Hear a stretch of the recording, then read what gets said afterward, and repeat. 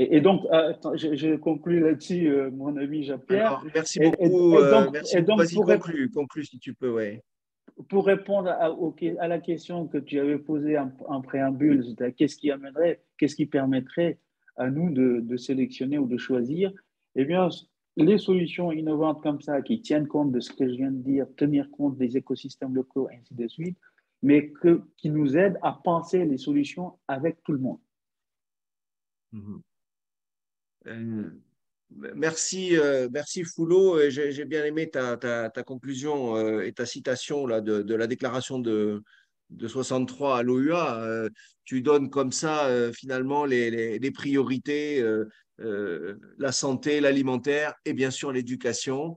Donc ça justifie et ça confirme qu'on a eu raison de vouloir faire cet événement. Bon, je voudrais, si vraiment il y a des questions qui se posent maintenant, que vous voulez poser aux intervenants, bah, écoutez, allez-y, c'est le moment, avant qu'on se va se donner quelques minutes encore pour répondre à quelques questions. Donc, allez-y. Moi, j'avais quelques questions et une question que j'aurais aimé poser à Rémi. Rémi, vous êtes toujours là. Euh, et que je n'ai pas pu aborder tout à l'heure. J'avais posé la question sur les usages. Euh, une question sur l'accès, en fait, donner l'accès des bibliothèques aux populations cibles, d'accord, et à vos cibles. J'ai compris que vous le faites aujourd'hui avec des partenaires qui sont les opérateurs télécoms. Donc, vous avez ces gens-là qui sont le point d'entrée. Est-ce que c'est le seul point d'entrée? Première question. Et ensuite, s'il y a un coût, évidemment, qui doit être payé par l'usager, que ce soit par, alors si c'était l'école ou alors qui le prend en charge, tant mieux. Mais du coup, vous avez, il y a deux intermédiaires à rétribuer. Il y a l'opérateur télécom et puis il y a peut-être aussi l'école dans la chaîne. Donc, est-ce que vous avez une réponse rapide à ça, Rémi? L'opérateur n'est pas le seul point d'entrée, hein. On a, comme je le disais, aussi une action via en direct sur les écoles, sachant qu'il y a vraiment, on est dans un marché, en tout cas. Alors, j'aime pas beaucoup parler de l'Afrique parce que je trouve que c'est globalisant et il n'y a pas grand-chose à voir entre le Mali, l'Afrique du Sud, le Kenya et le Maroc. Mais bon, on va quand même parler de. Donc, on a des situations qui sont assez différentes. Typiquement, par exemple, au Maroc, on a une population qui est une population qui est de classe moyenne et qui investit beaucoup pour ses enfants, donc il va acheter beaucoup de choses. Enfin, il y a un peu un syndrome à la Singapour au Maroc actuellement, avec une volonté très forte de travailler sur tout ce qui est cours, tout ce qui est cours supplémentaires, soutien scolaire, etc. Ou alors on va se retrouver sur des acteurs qui sont des acteurs comme on a parlé tout à l'heure de Toulouse Business School, Bordeaux Business School ou autres, qui ont des campus. Et dans ces cas-là, il y a des achats par l'école et dans le cadre de l'investissement qui est fait pour les études supérieures des enfants. Donc, on peut très bien avoir des logiques de vente directe auprès des individus ou des écoles, ou alors on passe effectivement par la force et la puissance de l'opérateur parce que le téléphone mobile est quand même devenu, en tout cas en Afrique subsaharienne, l'outil. On paye avec son téléphone mobile, on fait, enfin c'est vraiment la technologie. La technologie, ils ont laissé passer, il y a toute la banque sur le téléphone mobile, etc., etc. Et c'est la technologie sur laquelle on travaille et les opérateurs ont une volonté très forte d'augmenter l'ARPU de leurs clients, donc d'avoir des revenus associés à ces produits et de générer plus de fidélité de la part de leurs clients. Et vous savez qu'en Afrique, on n'a pas obligatoirement de l'abonnement, mais on a de la recharge. Et comme on a de la recharge, ça peut générer des aspects d'infidélité. Et on est un acteur qui permet la fidélité. Donc voilà, sur les personnes que l'on rétribue, la première personne qu'on rétribue, c'est l'éditeur, étant donné que notre modèle est fondé sur le fait que nous donnons 60% de notre chiffre d'affaires à l'éditeur. Donc on est vraiment dans une logique où on va rémunérer deux grands acteurs qui sont effectivement l'éditeur et l'opérateur, et donc on est vraiment dans des logiques de quantité. Quand je dis 1 million de clients, nous sommes dans ces logiques-là de croissance forte de notre activité, parce que nous devons avoir des quantités pour financer notre innovation, notre plateforme technique, notre croissance, etc. Et grâce à ça, avoir une position marché, une position plus forte. Je ne sais pas si j'ai répondu. Est-ce que les marchés publics, c'est un marché pour vous? Est-ce que vous essayez de travailler avec les ministères des éducations nationales africaines? Alors, c'est un marché sur lequel nous allons le plus souvent avec des partenaires grands bailleurs qui vont financer. Clairement, nous avons eu pas mal d'expérience dans le domaine. C'est assez chronophage. Ça demande une grande proximité, on parlait de messager. Et derrière, il y a des enjeux de coûts et de financement. Donc, on travaille avec certains acteurs. Alors, je pense en particulier avec les universités virtuelles dans un certain nombre de grands pays africains. Mais sur le public, on va plutôt avec des grands bailleurs qui vont financer la mise à disposition. Donc, que ce soit des fondations comme la Fondation Microsoft, Simplon, et autres, avec lesquelles on va sur ce genre de population. Merci. Alors, il y a une question à Virginie qui est posée par Joachim. Peut-être que veux-tu prendre la parole, peut-être, Joachim, pour poser ta question? Oui, merci, bonjour. Juste à titre déjà, merci à tous pour vos présentations. Le profil, j'entendais tout à l'heure parler de partenariat avec des universités ou des engagements avec des universités. Avoir leur profil, c'était plutôt des business schools, ou des ingénieries ou…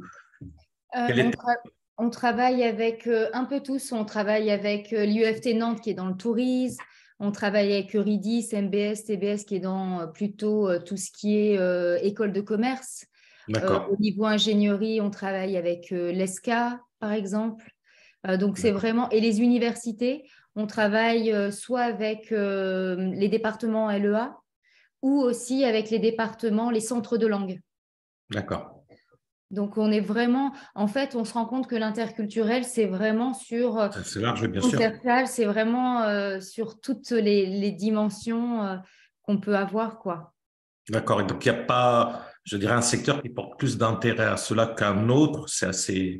Alors, s'il y en a un qui porte quand même plus d'intérêt, c'est quand même les écoles de commerce, pour être transparent avec vous, sur tout ce qui est négo international, communication internationale, marketing international, etc. Donc, il y a quand même un focus sur les écoles de commerce, mais il y a quand même un engouement, en fait, pour les écoles, les universités, d'avoir cette casquette internationale, et notamment dans les cadres des summer schools, des Erasmus, puisque les étudiants français partent à l'étranger et donc on les prépare au départ, mais aussi pour tous les étudiants étrangers qui arrivent sur les campus français, en termes d'onboarding, ils peuvent utiliser aussi notre solution. Et Parfait. pour toutes les écoles qui n'ont pas de cours de management interculturel, parce que toutes les écoles n'en ont pas, typiquement comme avec l'IUFT Nantes. C'est une école de tourisme et ils n'avaient pas de capsule, de module interculturel. Du coup, là, on est parti sur un produit clé en main avec notre passeport interculturel, où on vient donc animer des sessions live avec nos experts à nous et l'accès à la plateforme pour obtenir leur fameux passeport interculturel. D'accord. Très bien. En tout cas, merci pour ça. J'avais cette curiosité parce que je parle 5 langues, donc l'aspect multiculturel m'intéresse beaucoup. Ah ben, je me doute. Avec plaisir, Joachim. Merci. Foulo, tu es toujours là, j'imagine. Absolument, absolument, je suis là, je suis là, je suis là. Ok, parce que j'avais une question que j'aurais aimé te poser. On a avec Virginie, Rémi et Jennifer, trois, je dirais, représentants de fournisseurs de solutions de digital learning, d'accord, qui ont évidemment une success story aujourd'hui et qui ciblent aussi le continent africain. Est-ce que c'est intéressant pour toi? Alors là, pas seulement pour toi, mais peut-être aussi pour ceux qui dirigent les universités, je dirais, ou des écoles privées aujourd'hui, d'avoir une action groupée, je dirais, quand on a des solutions qui sont finalement pas très loin les unes des autres sur l'aspect formation digitale et donc qui font appel évidemment à des capacités techniques, je dirais, locales hein, qui doivent être mises en place, mais aussi des approches pédagogiques. Est-ce que ça a du sens pour toi et est-ce que ça a pour toi et pour ceux qui donc portent les projets d'avoir une approche groupée, collective, en fait, de ce type de solution aujourd'hui? La réponse est faite sans aucune hésitation. Je ne sais pas, excuse-moi Jean-Pierre, il y a Bati qui est arrivé, mais je ne sais pas qui c'est, et qui n'est pas en mute. Oui, oui, Monsieur Baki, on va vous demander de couper votre son. Voilà, je lui ai fait pour lui. Ah, super. Si Merci Jean-Pierre. Vas-y, si tu peux répondre. Merci beaucoup, merci beaucoup. Non, je disais que la réponse pour moi est sans aucune hésitation affirmative, que oui.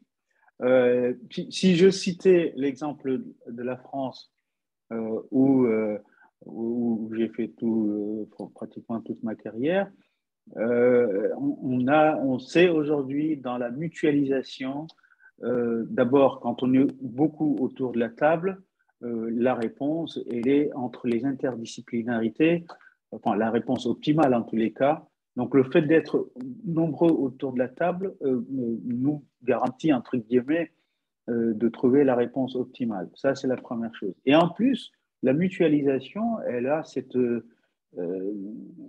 vertu qui est que, un, on atteint la taille critique, la taille optimale, et deux, eh bien, on représente quelque part une force dans le pouvoir d'achat. Ensuite, moi, personnellement, j'ai été pendant longtemps expert auprès de l'Organisation internationale de la francophonie.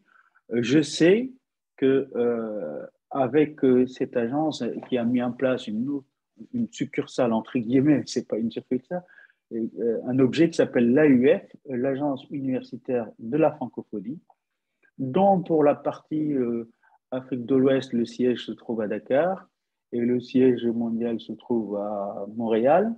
Je connais bien les dirigeants. Je sais que ce genre de choses, ces gens-là sont sensibles à ça pour la simple et bonne raison que quand vous avez des micro-États ou des micro-institutions avec des initiatives diverses et variées, c'est un peu compliqué d'affronter ces problèmes sociétaux.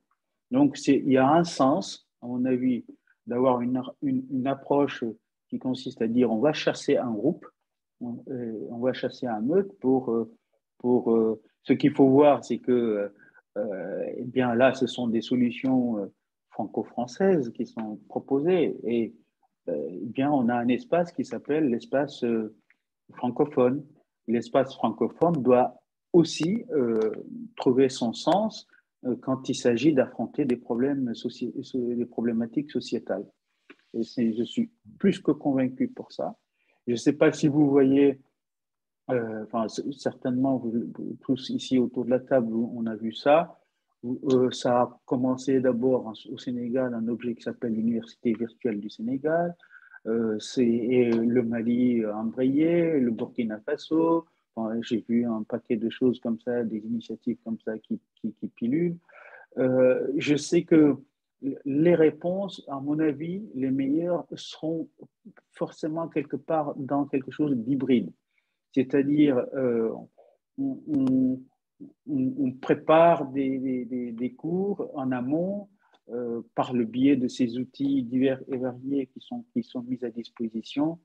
Et on arrive en cours pour confronter, valider des points de vue, ainsi de suite. C'est-à-dire on co-construit l'apprentissage avec les apprenants et les enseignants. Et je pense que les solutions sont là, d'autant plus que ça permet entre guillemets, de gérer cette question où il manque de capacité d'accueil, il manque d'enseignants formés et en nombre et en qualité, et des outils et des ouvrages et des manuels pédagogiques, et ainsi de suite. Donc, les solutions numériques, pour moi, c'est sans aucune contestation, ce sont des solutions vraiment d'avenir, dès lors qu'elles sont pensées avec les gens, avec les écosystèmes, avec les futurs employeurs, avec les futurs créateurs d'entreprises, les incubations, les incubateurs, enfin, ainsi de suite, les émulateurs, enfin, tout ça. Je suis convaincu de ça. Et je suis un partisan de ça. Et, si je peux jouer un rôle quelconque par le biais des réseaux que j'ai, ce sera avec un grand, grand plaisir. Un grand plaisir. On va en reparler très bientôt, Foulo. Est-ce que je me tourne là vers Jennifer? Est-ce que you want Jennifer to conclude or say a word, after this webinar regarding your solution or regarding the way you want to access markets? But not. Yes, no, thank you. Thank everyone for the time. I don't have anything special to add in. I feel that the presentation and the information how we do business, and we just started in Africa, so there's a lot of things that for us to learn. If anybody would have interest to help us, of course we could have a further conversation. So no, I don't have something special to add in. Thank you. Thank you, Jennifer. Virginie, a word? Oui, tu veux dis-moi. Un mot en conclusion? Mais non, merci à tous. C'était super intéressant. C'était vraiment un beau partage d'expérience et j'ai appris des choses. Et non, c'était super. Et merci Foulo, parce que c'était hyper intéressant aussi tout ce que vous nous avez pu nous apprendre sur l'Afrique. Et donc, merci à tous. Je donne Rémi, si vous avez, je ne vous vois pas, mais je sais que vous êtes là. Un mot avant qu'on conclue? Non, enfin, pas de sujet particulier. Merci pour cet échange. On travaille avec les universités virtuelles, hein, donc Foulo, si vous voulez qu'on discute de tout ça, vous avez mes coordonnées, on peut travailler sur ces sujets de développement. Merci beaucoup. À bientôt. Jean-Pierre, tu pourras nous envoyer j'ai vu que tu l'enregistrais, tu pourras nous l'envoyer? Absolument. Donc, je voulais dire, finalement, je crois que c'était une bonne idée de faire ce webinaire aujourd'hui. Il y a des problématiques, je dirais, d'accès aux solutions et de choix, je dirais, d'outils notamment et de pédagogie à faire côté utilisateur de formation. Et puis, il y a des problématiques d'accès au marché, aux opportunités, côté fournisseur, enfin, côté EdTech. Donc, nous, Convergence, on peut évidemment, enfin, on a vocation en tout cas à faciliter ces échanges et à, je dirais, être aussi des tiers de confiance sur un certain nombre de sujets. Donc, merci à tous pour vos interventions. Pour la suite des événements, n'hésitez pas à nous contacter pour qu'on vous mette eh bien, en relation avec les uns et les autres. Et concernant ce webinaire, on partagera bien sûr les contenus avec le replay Et bien sûr, vous aurez affaire à nous puisqu'on continuera à vous proposer des choses sur ce secteur très particulier qui est un secteur évidemment très stratégique. Je dirais la formation de manière, et l'éducation de manière générale, où là, il y a d'autres problématiques et d'autres enjeux que l'on voudra explorer. Et puis, au plaisir de vous retrouver à ce moment-là. Merci beaucoup, Jean-Pierre. Merci Merci beaucoup. Merci à tous. Merci, au revoir. Bon appétit. Très bonne journée. Bonne journée, au Merci revoir. beaucoup. Merci. Merci, au revoir. Au revoir. Merci beaucoup. Foulot, à bientôt. Merci. Au revoir, Jean-Pierre. Au revoir. Au revoir. Merci. C'est bientôt. Foulot, on s'appelle.